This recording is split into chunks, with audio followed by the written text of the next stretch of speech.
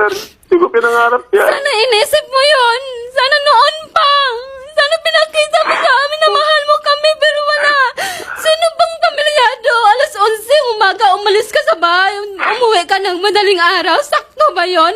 Hindi ka naman marunong mag-text sa akin. Nag-alala ako. Tuwing tumayo ako na tumataho ng aso, kala ko ikaw na. Hindi ako nakatulog.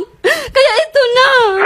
Teka muna, 11 o'clock siya alis ng bahay, babalik madaling araw. Ano bang trabaho niya?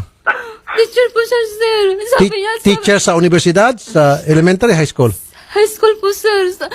Sir, anong ginagawa mo sa kalye madaling araw? Ang alam ko, teacher, Sir. ang pasok ka sa eskwela hanggang pinakadamo, 6 o'clock. Wala po Sir, kasi, wala po, sir, sir. ganito po kasi nangyari, sir. Wala naman po kasing klase nun, sir. Ngayon, ito kasi mga kasamaan ko, dating kasamaan ko sa nakapasok na ng public, sir, nag-celebrate yun mga yun, sir. Sumama naman ako kasi gusto ko rin makisama sa